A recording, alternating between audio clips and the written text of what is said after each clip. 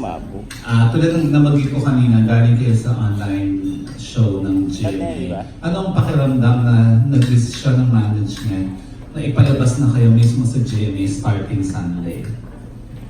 Sobrang proud kasi alam nyo, ang dami pong deserving, ang daming mahusay at na komedyante na pwedeng bigyan ng ganitong napakapambihirang pagkakataon at opportunity. Sobrang wala kami mapaglagyan ng thank you so much Jimmy and of course sa lahat ng mga boss na nagtiwala sa amin ang bigay ng project na to.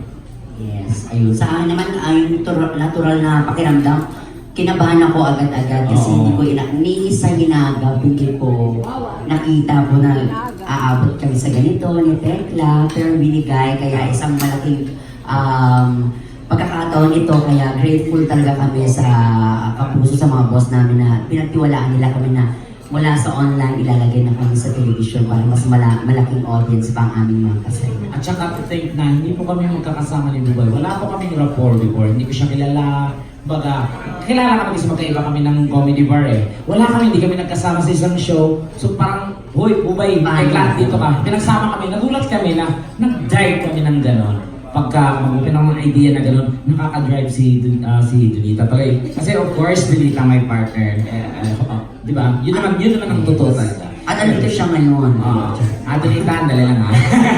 Hindi, nagulat lang din kaming dalawa. Kami, oo. Nag-ano kami, effective pala.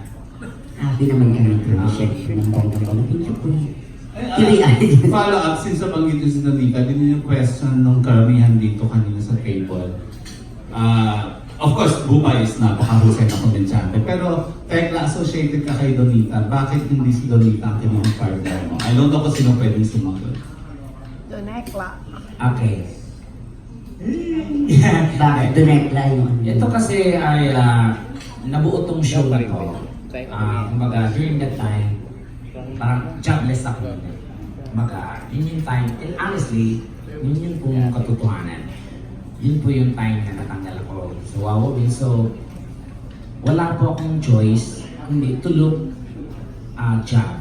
And then, somebody na nag-offer sa akin ng ganito, online, pagtiisan man lang sa text. Kumbaga, huwag kang maghanap muna ng malaki. Ganun talaga, start ka muna, struggle. Pagtiisan mo to, then pray na mag-work. So, wala po akong pag-alinlangan na tinanggap tong project na to. Kahit online, nag-date kami, hagay ka ng pagod, ginawa ko yan. Nag-start kami ng hanggang sa, yun po yung kasi kaya wala po akong ano na, hindi po na, kasi dapat si Donita yung aking makakasama kasi nandun pa siya po nung time na yun. Ako po yung time na wala na pong choice. Sa akin na walang choice. So, finally, so ito talagang pagkaloob na rin siguro ni Karen na okay, walang ka, pag may nagsara, may bukas. Pero I have nothing against you, girl. Tsaka para may bagong tandem. Kung may riding in tandem, kami naman po yung bagong tandem na po. Tsaka isa lang din po yung ano namin, makakilala kami, Donita ni Bubay. Isang circle lang po yung ginagalawan namin. So, kung ano man, I think happy na rin siya si Donita. At syempre, masaya siya. Kasi kung kausap kami, masaya ako, happy na siya. May right time para sa iyo. Kumbaga, yung tinatawag yung time ng tamang panahon, kahit anong mangyari, darating at darating sa'yo, walang makakapigil. Tama. Thank you and congratulations. Thank you po. Thank you, Romel. Next po is Tita Linda Rabadas. Happy for you. Tekla and Bubay. Wala pang sapawan dyan. Sa unang-una dun sa sa beating ng title ng Bubay and Tekla. And then sa role din, na pinakita sa teaser kanina, pareho kayong nanay ng naghahanap na. So talaga parang ibinigay kay Tekla yung role na yan. Siya dati lalaki. Dahil lalaki naman siya, namin niya lalaki na hindi siya gay, lalaki siya, di ba? So walang sapawan sa mga eksena. Wala po. Kasi alam mo ang Tekla Bubay, parang ano yun siya, parang yung sa Chinese yung may black at saka white. Iikot yun eh. Pwede maging Tekla, pwede maging Bubay. Ano rin, sa infinity. Kumbaga, walang sapawan. Kasi we're both comedians and then sensitivity namin dalawa. Pag once mga komedyante ka, performer ka, alam mo pumumada on stage, pakiramdam ka, makinig ka. Yes. doon sa tao. Kasi pag once nagsasalita yung isa, moment niyo yun eh, give way. Kasi may time ka para sa'yo. Doon ka bumelta.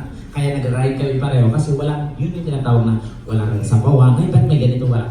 Enjoy the work, trabaho lang. Kasi, Ma-add ko lang din. Yun, marunong kami magbasahan ba? Ganun, hindi namin kailangan sabihin, uy, ako muna magsasalita. tapos pag kailangan niya, parang ano lang yun. Kailangan sensitive Give and ka. take. Yes. Pag kailangan mo, o kailangan niya, ipatinan ko siya ng ganitong eksena. Tama. Pipid ako sa kanya. Pag ako naman ang marangkada, sumapot ako. Parang ganun lang po. Paano ko pa rin kita, komportable ka na ngayon na sa sarili mo. I mean, tinanggap ka kung ano ka.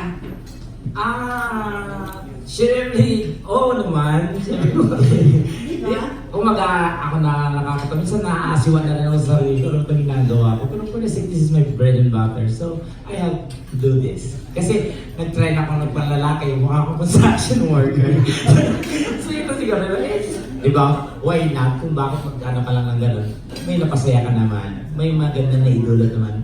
Wala akong makikita ng ano. So, pwede lang. Okay na yun sa akin. Yes.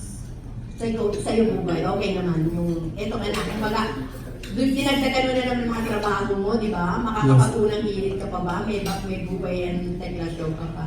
Malapit na po kasi 700 Club Asia. Dito malapit na. Ito 700. So, sir, pwede ka tatagapin ko na rin po yun. Hindi, sa unang hirit naman po, ayan, ano na sila sa akin, parang medyo maluwag na sila sa akin sa ibibigay ko ng schedule kasi yung schedule namin ni Tekla din sa show. Supportive naman sila, kaya sobrang grateful din talaga yung pakiramdam ko na sinuportahan din nila itong aming magiging show ni Tekla. At yung tinatawag yung sa billing po, wala ka naging problema sa amin ni Tekla yan. Kasi pag tinignan niyo po, The Bubay and Tekla Mas show. pagbiling po, masakit po sa amin yung pagbiling. Bayaran po kasi. Oo, iba po yun. Oo. Ayun, yung T-Pads, di ba pag nilagay naman the Tekla and Bubay show, parang iba naman po ang pakiramdam. Tip, ano? Parang yun, ganun yung dating, di ba? Oh, parang mag-iiba, di ba? Parang titibats na po yun. Iba na yun. Good luck sa Thank you po. Thank you, Tita Linda. Next is Ambet Labos. Hello! Congratulations sa inyong dalawa. Ito na siya. Kasi nakita namin yung time slot, Sunday. So, aware tayo na ang tatapatan nyo ay isang, ayun na si Tekla, may emote na. So, ready na ba kayo na isang kabayo? Okay, Sabi lang isang kabayo na yung tatapatan nyo. Clear lang namin. Ito wala kaming ano dito, wala kaming intensyon manapat or manibag. Ang amin lang, nagkataon lang siguro and then the management decision sa amin work lang. Grateful kami na Nilagay sa time Oo, slot. ang dami ngayon naghahanap ng work sa hirap ng ano, ang dami, di ba? Pero kami ang go, wala nang ganun-ganun. Ang importante, trabaho lang. And then, purpose namin, the main purpose ng Tibas is to entertain people. Magdagdag ng kasiyahan, lalo na magsisimula ng linggo, di ba? Ang tao, mamimili naman yan eh. Ikaw mismo sa sarili mo, alam mo kung anong makapag-entertain sa'yo. Alam mo kung saan ang pipindutin mo. Yes. At least may choice, di ba? Correct. At hindi naman mag-aalala yung viewers kasi talagang gagawin namin na maging mas masaya pa ang inyong linggo, di ba? Oo.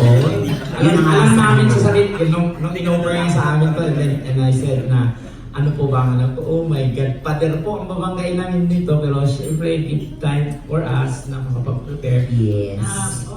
Bahala na. Correct. At kaya dyan nais namin magpasalamat syempre. dahil sa si Ma'am- Chile. Of course. Tapos andito rin si Ma'am Lilibet Resonan. Ma'am, I love you, Ma'am Lilibet. Thank you. Ito. Thank you po. Ako, follow up pa. Ano ang magiging kaibahan nito dun sa online show nyo?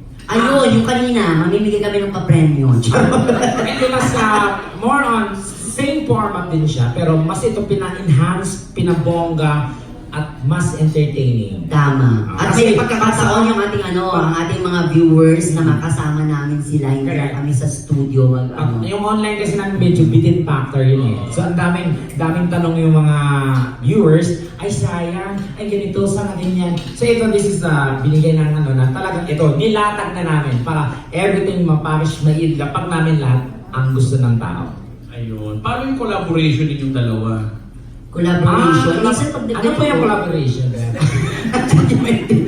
Yung ideya ng isa, kailangan ba yun ang masusunod? Or paano magsaswak yung... Depende po, kung makakatulong naman sa show at saka sa eksena. Depende sa peg ng segment na gagawin namin.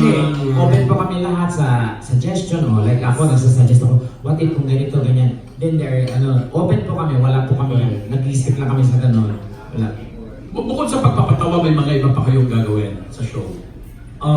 Ay, oo, yun nga, yung makakasama namin pati yung mga kapuso natin sa labas. Hindi Correct. naman Parang sa ano to siya, studio. pinaghalong Oo. talk show, parang Parang mas maramdaman nila na ano. may mga challenges and everything, merong, Yes. basta, pinaghalo siya.